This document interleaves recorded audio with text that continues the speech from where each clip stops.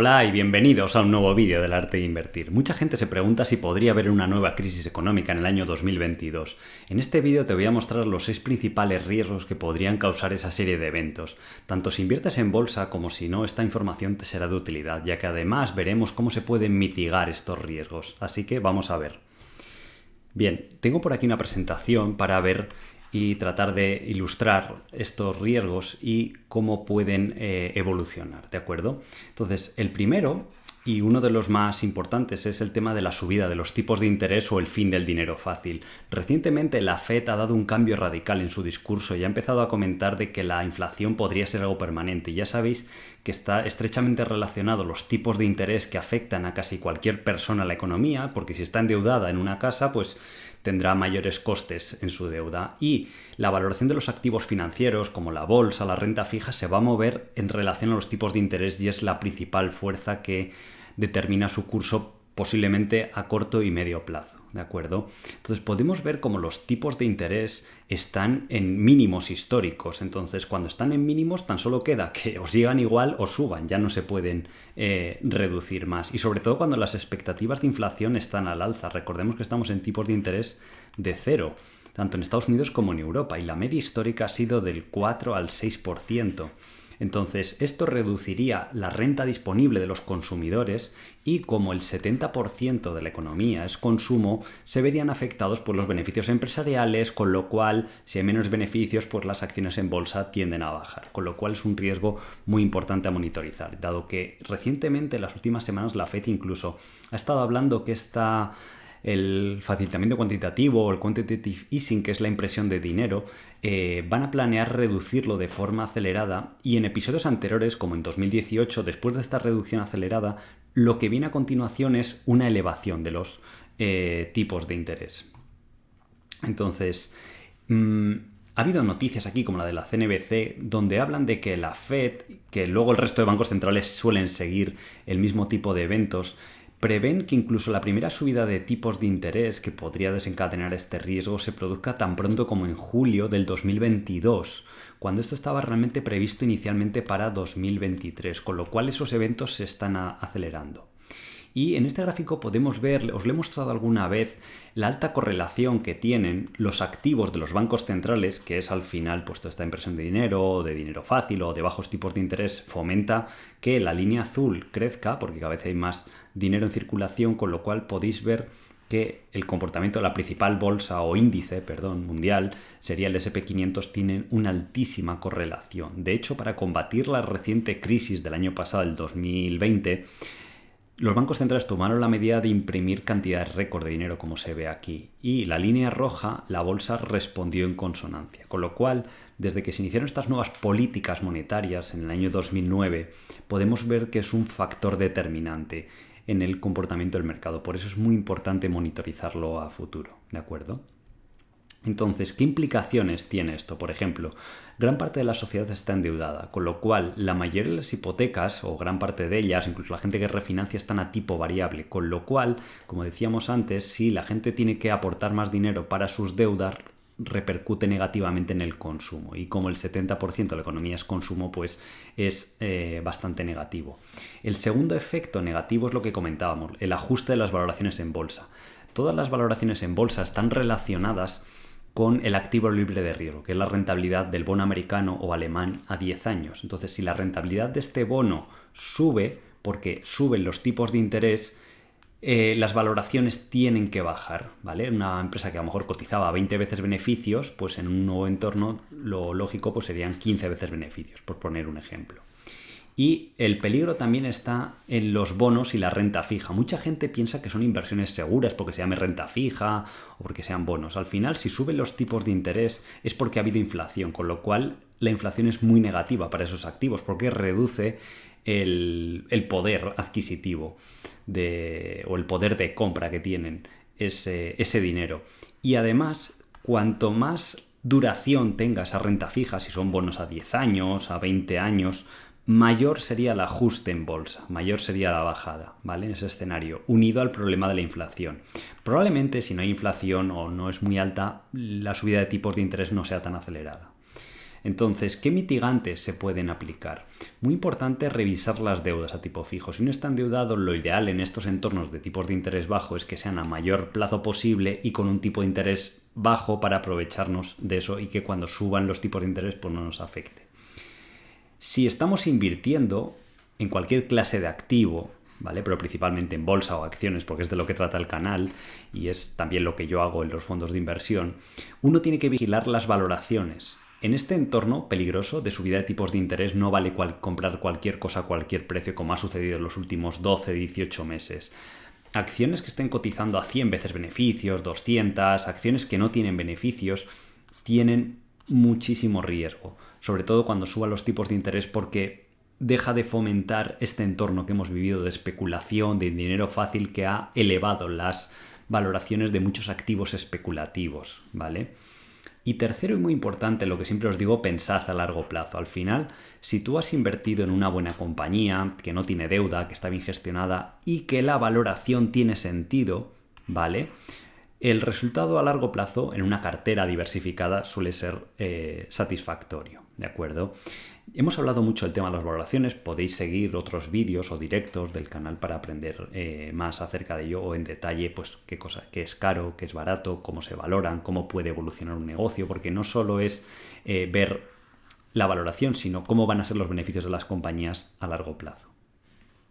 Segundo riesgo, y muy importante, los riesgos geopolíticos, ¿vale? Entonces, hay 3 áreas calientes en el mundo. Estados Unidos con China, hay tensiones y eso es evidente, se está viendo en las noticias. Recientemente China ha manifestado pues, de que no va a permitir que nadie amenace su soberanía nacional y que responderán con toda la fuerza de su ejército y demás. Entonces, son declaraciones bastante potentes. Luego está el tema de Corea del Norte, que siempre ha estado ahí y bueno, el señor de Corea del Norte no es un loco, pero de vez en cuando hace sus pruebas de misiles intercontinentales o otros muestras de agresividad. Y luego está el tema de Taiwán, que sí que está más caliente, que Japón lo reconoce como un aliado, como país, y China obviamente quiere tener influencia en esta zona, con lo cual es un área de conflicto y Japón ha dicho, y Estados Unidos, que es aliado de Japón, y Taiwán por consecuencia, que si se viera amenazada por China, pues podría haber un conflicto, con lo cual son áreas bastante peligrosas a vigilar y al final todo este tipo de conflictos pues no son buenos para la economía ni para la confianza de los inversores ni del consumidor, con lo cual pues puede haber problemas. Aquí os he traído algunos de los titulares acerca de estos problemas geopolíticos y de cómo están evolucionando, ¿de acuerdo? Os he traído aquí un evento interesante geopolítico. En el 90 ocurrió el conflicto de Kuwait, ¿vale? Con la invasión de Irak y demás. Podemos ver cómo el efecto inmediato sobre el S&P fue un menos 20%, ¿de acuerdo? Este tipo de eventos geopolíticos no suelen producir crisis muy grandes, pero sí que pueden ser caídas verticales en muy pocos días o semanas ante el propio pánico. Y si uno investiga la historia, pues es un poco lo que ha sucedido. Lo bueno de estos eventos es que tienden a recuperarse más o menos rápido. En esta ocasión, en menos de 6 meses, podemos ver cómo el índice ya había vuelto prácticamente a la situación anterior, porque al final no es tan problemático. El riesgo que hemos visto antes de los tipos de interés y la inflación es muchísimo más peligroso. Si tuviéramos que asignar un nivel de riesgo sería de 9 de 10 y este podría ser de 3 de 10, ¿de acuerdo? Os invito a que os quedéis hasta el final porque veremos algún otro riesgo que es bastante importante también, sobre todo en el entorno actual. Luego ya sabéis que Irán también está haciendo sus pruebas o experimentos nucleares y demás. Entonces, pues bueno, tenéis aquí estos pues pruebas de misiles que hacen de largo alcance en Corea del Norte y demás. Implicaciones. Puede haber volatilidad puntual, como os he comentado. Las acciones más sensibles a estos pánicos en bolsa cuando hay caídas verticales pues suelen ser siempre las acciones cíclicas o las más endeudadas, porque son las que tienen más riesgo. Con la crisis del confinamiento del año pasado, en 2020, fueron las que primero empezaron a bajar y de una forma más acelerada. Entonces, cuidado con estar en cartera muy concentrados con todo este tipo de inversiones. Y obviamente las acciones de los países que pudieran entrar en conflicto, pues obviamente van a ser muy sensibles o si tienen mucha exposición a esos mercados. Por ejemplo, las empresas de lujo, ¿no? Pues a lo mejor son europeas o americanas y tienen gran parte de las ventas, los clientes son chinos, ¿vale? Si empieza a haber conflicto y el gobierno pues intenta limitar ese tipo de productos o establece barreras al comercio y demás, pues podría suponer un riesgo importante, ¿de acuerdo? Antes de pasar a ver el siguiente riesgo, os recomiendo que le deis like al vídeo para que así esta comunidad que estamos formando de todos pues tenga la mayor difusión posible y cada vez más personas pues puedan aprender a invertir en bolsa y aprender a invertir también con sentido común. Y si no estáis suscritos al canal, pues también os agradezco que os suscribáis, así pues cualquier directo que hagamos o vídeos como este, pues YouTube os notificará de ello, ¿de acuerdo? El tercero, la inflación va relacionada con las subidas de tipos de interés, pero también con las subidas de precios, incluso las crisis de alimentos que estamos viviendo. Entonces, el precio de los alimentos está en máximos de 10 años. Y esto es bastante peligroso porque en el pasado pues, también generó tensiones y conflictos, no entre diferentes países, sino conflictos internos. Aquí os lo he traído. Este es el índice del precio de la comida. Entonces, en países en vías de desarrollo es uno de los principales gastos de las personas. Cuando tienes poca renta disponible, pues al final es tener energía, un lugar donde vivir y algo que comer. Entonces, podemos ver cómo en el año 2011, cuando se dispararon los precios, igual que en el 2008, empezaron un montón de rebeliones internas, porque ya cuando la gente, si está muy desesperada y no tiene para comer, pues al final salen a la calle y no tienen nada que perder. Entonces eso hace que se rebelen contra estos regímenes autoritarios y demás. Entonces tenéis aquí lo que se llamó esto de la primavera árabe, donde hubo pues revueltas en toda la zona de Arabia Saudí, Yemen, Egipto, Libia, que después dio incluso origen a conflictos armados. En 2008 podéis ver que con el pico de subidas de precios, pues aquellos también tendió a producir tensiones. De hecho, el índice de precios podéis ver que prácticamente desde un nivel de 120, que estos últimos años también están en 140, casi se dobló. Entonces eso en economías más al límite pues es un problema muy grande. Y eso al final pues también no afecta tanto al consumo de las principales economías del mundo, pero sí que genera tensiones titulares y al final la gente reacciona entre los titulares. Esto también, si tuviéramos que asignar un riesgo de 3 a 10, probablemente en mi opinión sería de 2, de 10 y no tiende a producir pues situaciones muy desagradables. Pero aquí podéis ver cómo en este año 2021 los global food prices, los índices globales de los alimentos, pues han vuelto a niveles como lo que hemos visto en 2011. Entonces esto, si se mantiene alto bastantes meses y demás, pues va a haber situaciones de tensión, ¿de acuerdo? Entonces, al final, como podemos ver aquí, lo que os decía, pues el 70% de la economía es el consumo y no se ve tan afectado. Luego está el tema de la inflación, que va relacionado con la subida de tipos de interés. Entonces, esto sí que es un riesgo mayor, porque si la gente tiene menor renta disponible, porque todo le cuesta más, la luz pues va a consumir menos. Entonces, esto sí que ha provocado crisis graves. Por ejemplo, la del año 73 al 75, podéis ver que aquí bajó el índice pues prácticamente un 40%, ¿de acuerdo? Entonces, a esto, si le tuviéramos que asignar un riesgo, pues sí que es bastante alto, 8 de 10 probablemente, si se da una inflación alta y sostenida en el tiempo. Ya hemos comentado en anteriores vídeos pues, de que posiblemente es una situación transitoria, porque lo que está empujando al alza la inflación ha sido el tema de la energía, los costes de transporte, que ahora hablaremos, el tema de los coches usados por la situación de los microchips y las situaciones de cuellos de botella en las cadenas de suministro. Pero a medida que se vaya reorganizando el sistema de esta situación que hemos pasado de estar confinados a prácticamente funcionando la economía en su totalidad, pues se ha visto afectada, ¿vale? Entonces las implicaciones de esto es, de nuevo, si se produce inflación, liquidez, bonos, renta fija son inversiones que se verían afectadas simplemente por la pérdida de poder adquisitivo de la liquidez, y los bonos, cuanto más a largo plazo, pues más se verían afectados. Si son bonos a corto plazo, pues no. Eso es lo que se llama la duración. Al igual que en el primer riesgo, el ajuste de las valoraciones en bolsa es obvio, cuidado con las inversiones especulativas y también con las divisas. Entre la inflación, divisas de países menos sólidos que el dólar, el euro, el yen, pues como hemos visto últimamente, la lira turca está en caída libre y otras monedas de países emergentes también. Entonces, cuidado con si somos inversores extranjeros o internacionales comprando acciones en divisas locales, porque puede que a veces incluso baje el valor de las acciones y también perdamos por la divisa, con lo cual la pérdida se ve multiplicada. Mitigantes, pues como siempre, invertir en buenas compañías. Los negocios que tienen alto retorno sobre el capital invertido, altos márgenes de beneficio, que no son cíclicos y que están en una valoración razonable, tienden a hacerlo bien en épocas de inflación. También hemos explicado alguna vez en el canal que el sector de energía, el sector de materias primas, el sector de rates o inversiones inmobiliarias, pues también lo hacen bien. El problema es que si no se da la inflación, estas clases de inversiones son de menos calidad, tienen más riesgo, más volátiles.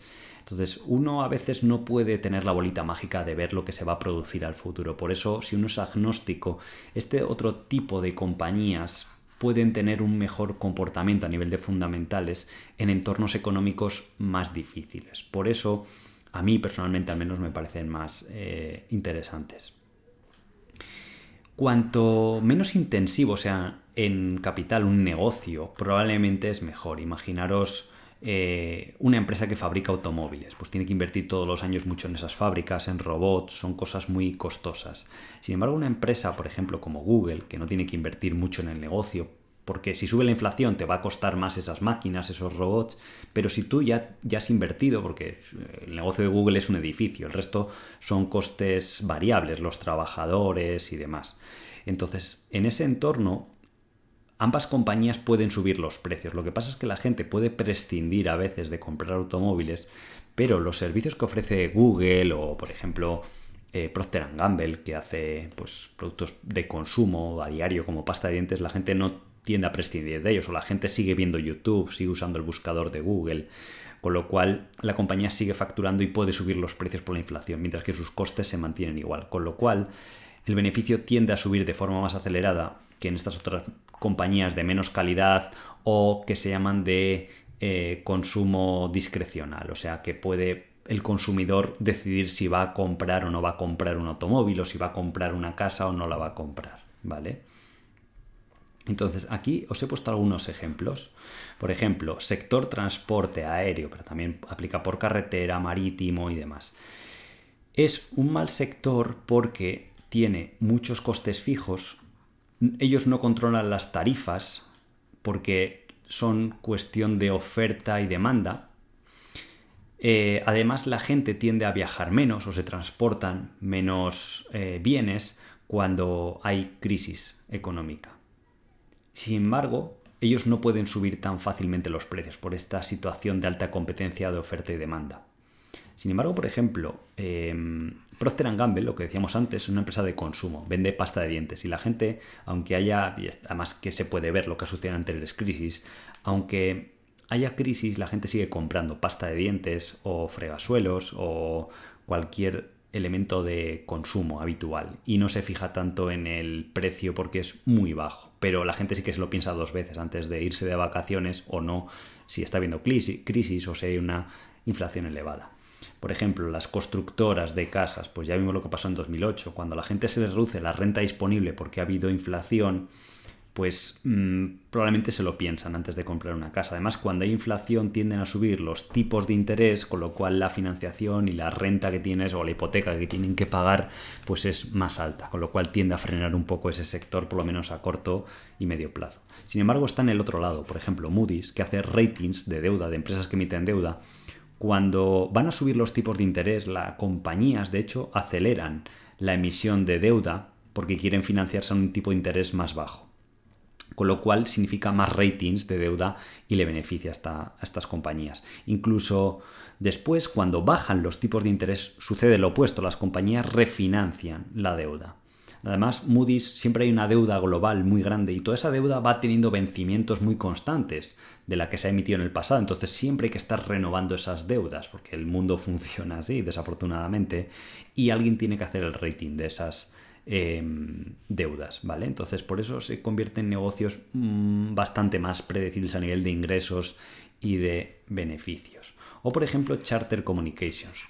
Esta empresa es una empresa de cable. En general las compañías de telecomunicaciones también en ese entorno pues se comportan a nivel de fundamentales mejor. ¿Por qué? Porque es lo que decía Warren Buffett, ellos ya han hecho la inversión, ya han construido las líneas de fibra óptica, por ejemplo, o de cable, para suministrar internet. Pero la gente, aunque haya crisis o situación económica difícil, sigue pagando internet, la luz, el agua y demás. Entonces, estas compañías por la inflación pueden subir los precios y sus costes no suben tanto, porque ya han hecho las inversiones en el pasado, no tienen que reinvertir. Y es un servicio esencial de la cual la gente no puede prescindir. Por eso se comportan mejor en ese entorno económico. Sin embargo, pues ya hemos dicho antes, por ejemplo, General Motors pues tiene costes fijos y el problema es que la gente además puede prescindir de comprar un automóvil nuevo cuando el entorno económico es complicado, ¿vale? Entonces, con estos ejemplos quiero que comprendáis para que vosotros mismos en vuestras propias inversiones penséis acerca de, primero, la empresa va a poder subir precios con facilidad, porque a lo mejor en el entorno de inflación tienes que subir precios para sobrevivir, pero si son demasiados a subida y la gente puede prescindir de comprar eso, pues se vería afectado, ¿de acuerdo? También quiero recordaros que habrá una nueva edición de los cursos en 2022 y tenemos una lista de notificaciones para que os avisemos de forma preferente y así podáis acceder a la formación y yo ahí pues os enseñaré de forma, yo personalmente, cómo invertir, cómo se valoran acciones, cómo se gestiona una cartera, cómo evaluar los posibles riesgos de una inversión, cómo calcular el valor intrínseco de un activo, de una inversión, de una acción y demás, ¿vale? Y ya sabéis, como siempre, que tenéis este aval de confianza, pues de que al final soy gestor profesional de fondos. Junto a mi socio José Luis fundamos el proyecto de True Value, que ahora gestiona 3 fondos de inversión de casi 300 millones de euros bajo gestión y que ha crecido desde ser una empresa muy pequeñita a tener pues casi 20.000 partícipes en estos fondos de inversión. Entonces yo soy el director de inversiones y eso os da confianza pues respecto a otras alternativas que hay de gente pues que no se dedican a invertir o que su modo de vida pues es vender cursos y demás, ¿vale? Entonces podéis apuntaros en la descripción del vídeo. Cuarto riesgo, la burbuja económica en China, tanto a nivel del sector inmobiliario como incluso a nivel de otros sectores, ¿vale? Tecnológico y demás. Esto ya lo hemos visto y al final China tiene un peso muy importante en toda la economía global. Estos son datos de 2019 y China ya era el 16% del PIB mundial. Fijaros que ya no está muy lejos de Estados Unidos. Entonces, todo lo que pasa en China ahora sí que se ha vuelto relevante en los últimos años, porque de hecho en 2024 se estima que el Producto Interior Bruto de China ya sobrepase al de Estados Unidos, con lo cual son los dos principales players del mundo. Y históricamente Estados Unidos, como era la economía más grande, había tenido mucho peso en lo que sucedía en las bolsas o en el resto del mundo. Entonces ha aparecido este nuevo jugador que es China y que va a tener un efecto determinante. Entonces ya hemos visto los problemas que ha tenido el sector inmobiliario, la mayor inmobiliaria del grupo de China, el grupo Evergrande, donde prácticamente es una situación crítica y de quiebra, y está sucediendo en otras constructoras, ¿vale? Porque el gobierno chino pues quiere acabar con esta burbuja y hay que ver cómo puede controlarlo, porque es como el juego de los platillos, o sea, tiene que ir haciendo equilibrios de que no se descontrole más todavía la burbuja, pero que tampoco cause una crisis económica. Entonces es algo que está en proceso todavía, por eso es un riesgo o un evento que hay que monitorizar, ¿de acuerdo?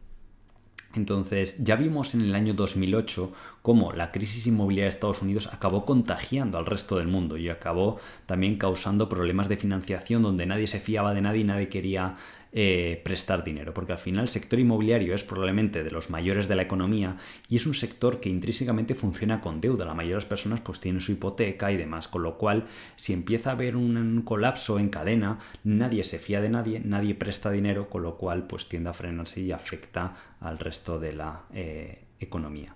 De hecho, los bonos basura de China, que están compuestos gran parte por estos desarrolladores o promotores inmobiliarios, podemos ver que están en situaciones de nivel de estrés, casi a niveles de confinamiento de marzo del año 2020. Entonces, esto da una idea del riesgo que está habiendo en el mercado en ese en ese momento, ¿vale?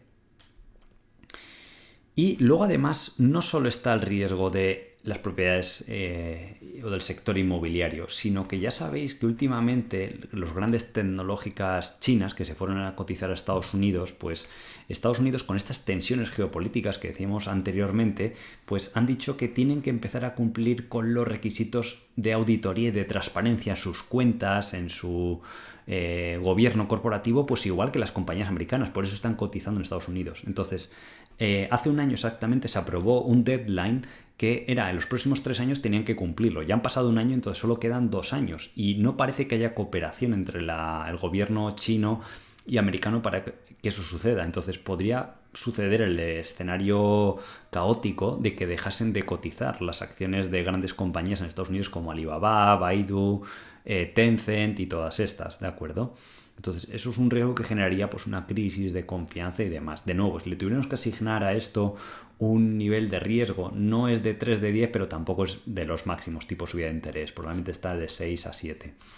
Si uno investiga la historia, Japón hubo también una burbuja inmobiliaria y de bolsa en los años 90, donde el mercado pues prácticamente colapsó un 80% a nivel local. Sin embargo, en las bolsas desarrolladas produjo una caída más o menos del 20% y después en cuestión de meses pues ya se había recuperado la mayor parte. O sea, a los inversores locales o la economía local sí que les acababa afectando más, porque en aquella época Japón estaba creciendo mucho y aunque no alcanzó la dimensión de China, pero sí que era una historia similar, de mucho crecimiento y de repente se estancó y la gente pues lo compara o nos podría servir de termómetro de cara al futuro. Entonces, ¿qué implica esto? Vigila las concentraciones. Al final, si os gusta invertir en China o en mercados más emergentes, está bien, pero no debería ser el grueso de la cartera, no es lo sensato, porque un evento de estos, o imaginaos que os viene un evento como el del virus, que pues prácticamente hace quebrar a todas las compañías de turismo, aerolíneas, y estás muy concentrado en ese sector, puedes tener minusvalías gigantescas. Entonces, o los inversores que estaban en la burbuja esta que hubo en Japón, que era lo mismo, era un país que estaba creciendo mucho, pues si tenían todas sus inversiones, colapsaron y perdieron pues muchísimo dinero. Cuidado, obviamente, pues las empresas más afectadas en bolsa serían las que están más expuestas a China. En el año 2015 ya hubo un amago de crisis en China y si comprobáis, compañías muy ligadas a ese mercado tuvieron serias bajadas o compresiones de valoración. Por ejemplo, empresas del sector de lujo, empresas de venta de automóviles, por ejemplo BMW, que vende muchos coches en China, o es uno de sus principales mercados, pues es importante revisarlo, ¿vale? Entonces puede causar volatilidad, pero no, normalmente ese tipo de eventos no generan una crisis profunda, ¿vale?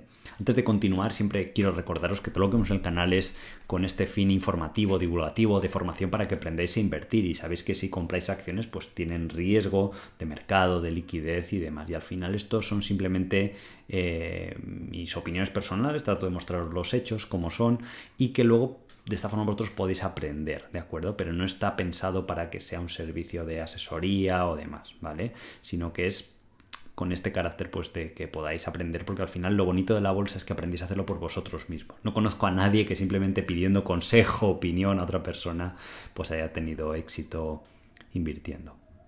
El tema de la crisis de energía también es un tema muy candente últimamente. Aquí podemos ver los precios de la energía europea, en concreto el del gas, cómo se han multiplicado desde mínimos. Aquí estaba el precio del gas en 20 y se ha multiplicado por un factor de 9 veces. O sea, y es algo de consumo esencial. Si a esto le añadimos las subidas de precios de los alimentos, la subida de precios de los transportes, pues al final la inflación está en su mayor alto, en su nivel más alto. El otro día veía cifras de los últimos 40 años en Estados Unidos o en Europa de los últimos 30 años prácticamente. Entonces, si esto resulta que al final pues esta crisis energética ya está afectando a los consumidores, porque al final la subida de la luz o de la energía es como una especie de impuesto, porque todo el mundo lo tiene que pagar, todo el mundo lo necesita, entonces eso es algo que sale del sistema, ese dinero, y que ese consumo no va pues a vacaciones, no va a restaurantes, no va a comprarse coches,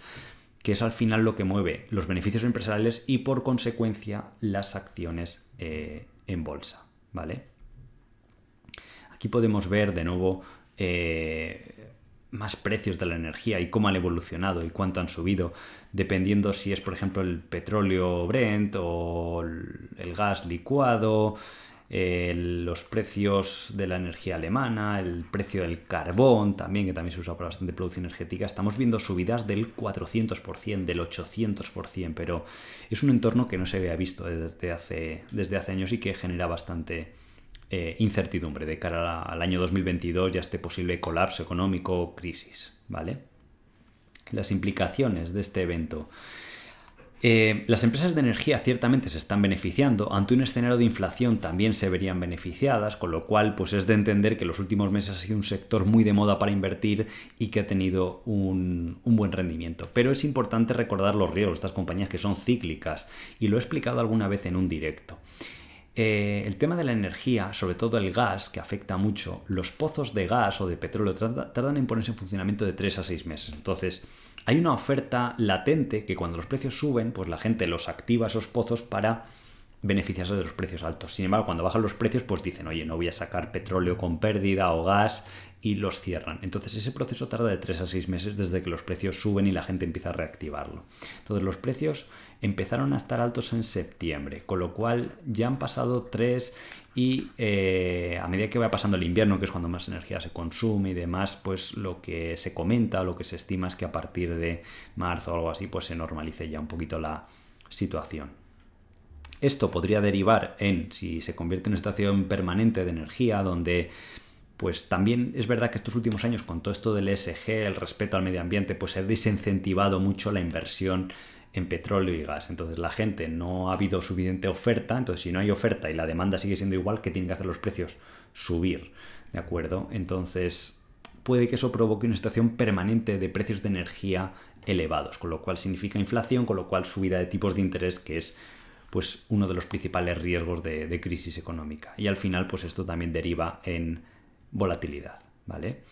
Y luego tendríamos la crisis del transporte, ¿vale? Que también es parecida al tema de la crisis energética. Podéis ver aquí los precios. Esto es el Baltic Dry Index, son el transporte de mercancías a granel, podría ser la definición, o en bruto, ¿vale? No es el tema del coste de los containers, por ejemplo. Entonces podemos ver que han subido, pues algunos han multiplicado por 4, por 5 veces, incluso el tema de los contenedores de Estados Unidos a China, que es una de las rutas más habituales porque es donde se producen los bienes y luego donde son consumidos, podemos ver cómo está por las nubes. Empezó aquí en una base de pues 100 y se ha ido a 1000, o sea, se ha multiplicado por 10 veces el coste de ese transporte desde marzo del 2020. Entonces, esto es algo muy a considerar de cara a 2022, ¿de acuerdo?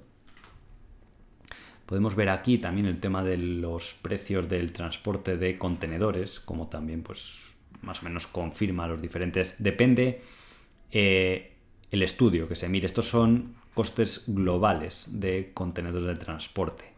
Y yo os digo, pues las compañías que estamos analizando, además que están en los fondos y demás, cuando estamos escuchando los conference call, lo que dicen las empresas es que les ha afectado muchísimo. Muchas de ellas están reportando márgenes de beneficio muy inferiores a lo esperado por estos efectos. Entonces, al final ya sabéis que en bolsa, menores beneficios empresariales, lo que hemos dicho, pues significa menores precios en bolsa, ¿vale? Con lo cual es algo que hay que vigilar. ¿De acuerdo? Entonces las implicaciones es que reduce los márgenes de beneficio de la compañía, como os decía, y la gente también está aplicando a este riesgo pues un riesgo transitorio, porque al final se había destruido bastante capacidad de transporte con el tema del confinamiento y la crisis, porque muchas compañías quebraron y los precios estaban muy bajos de transporte, y ahora se ha reabierto la economía, pero esa oferta, esos barcos y demás, o aviones o lo que sea, pues no están llegando al mercado. Entonces se tienen que construir más barcos, aviones o reconvertir. Había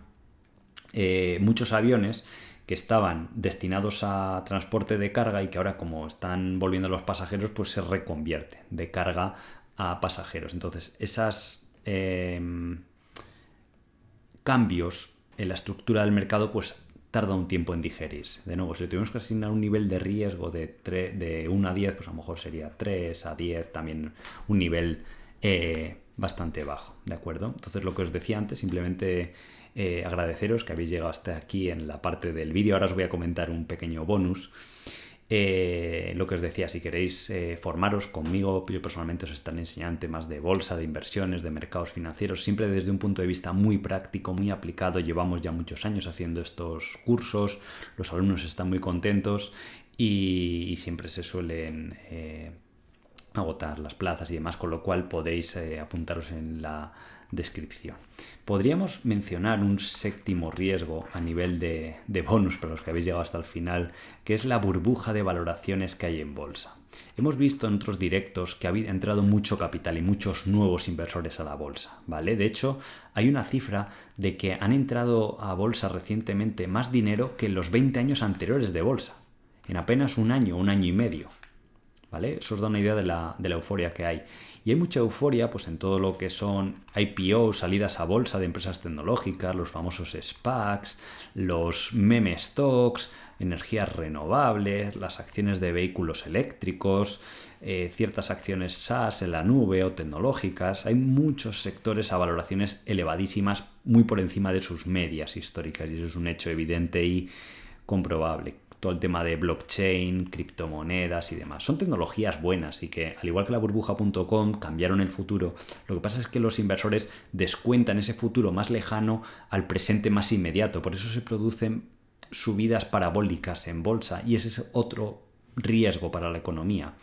La burbuja.com, cuando explotó en bolsa y se acabó esa euforia, acabó afectando al resto de la economía. La economía se paralizó, el S&P 500 bajó un 40%, el Nasdaq, que está muy expuesto a esas burbujas, bajó hasta un 80%, y la economía a nivel de crecimiento del PIB, de nivel de precios, por ejemplo, de las propiedades inmobiliarias, pues tuvo una ralentización, ¿de acuerdo? Que se exploten estas burbujas en bolsa no es un riesgo muy alto para la economía, tipo lo que sucedió en 2008, pero sí que afecta.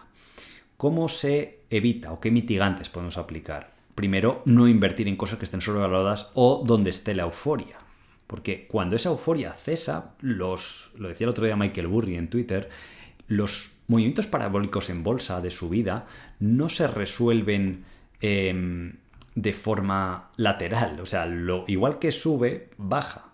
Porque es la psicología humana del pánico y de los miedos en bolsa. Entonces, es muy importante vigilar, pues eso, que uno esté invirtiendo en sentido común, con buenas compañías, a buenas valoraciones, que tengan bajo nivel de endeudamiento, ¿vale? Entonces, ya hemos estado hablando mucho de estos temas. Os recomiendo, pues si no estáis suscritos al canal, que lo hagáis y veáis vídeos anteriores o directos que hemos hablado pues largo y distendido acerca de ello. Y luego ya lo que os digo, pues el que quiera aprender más y quiera formarse con sentido común de la mano de un profesional del sector, de alguien que realmente lo está haciendo, de que tenemos unos resultados demostrables, pues os invito a apuntaros para cuando salga la siguiente convocatoria, que ya falta cada vez menos. ¿De acuerdo? Entonces, bueno, simplemente remarcaros pues, que la información de hoy pues, simplemente tiene ese carácter informativo, divulgativo, y que al final es muy importante que no entréis en pánico en bolsa, ¿vale? La bolsa es un entorno interesante para generar rentabilidad, con sus riesgos, obviamente. Sobre todo el riesgo está en no saber lo que uno hace, no tener formación, no entender pues, cómo funciona el sistema. ¿De acuerdo? Entonces, lo importante es pensar a largo plazo, que todas las crisis acaban pasando. Si uno tiene buenas inversiones y bajan puntualmente porque hay pánico en bolsa, pues se puede incrementar el peso y de esa forma pues beneficiaros a largo plazo, porque los pánicos siempre pasan. Pasó en la crisis del año 2000, en 2008, la del 75 un poquito antes ahí, la del año 90, todo al final, porque el mundo, pues la tendencia es a que progrese. Cada vez hay más riqueza en el mundo, menores niveles de pobreza, hay menores conflictos armados, con lo cual también es prosperidad, cada vez la gente vive más tiempo, cada vez hay más avances tecnológicos. Entonces todo eso es una fuerza muy poderosa a largo plazo y que va a generar mucha riqueza, y una de las formas más interesantes de capitalizar ese avance económico pues es la bolsa y las acciones, porque al final reflejan la evolución de la economía global. Pero a corto y medio plazo es muy importante que no os haga tomar malas decisiones de las cuales os podáis arrepentir a largo plazo, ¿de acuerdo? Entonces, Con esto vamos a acabar la presentación de hoy. Espero que os haya gustado, que hayáis aprendido algo nuevo, que os haya sido de utilidad. Dejadme en los comentarios si queréis que hagamos una segunda parte de este vídeo o qué temas os gustaría ver en el futuro.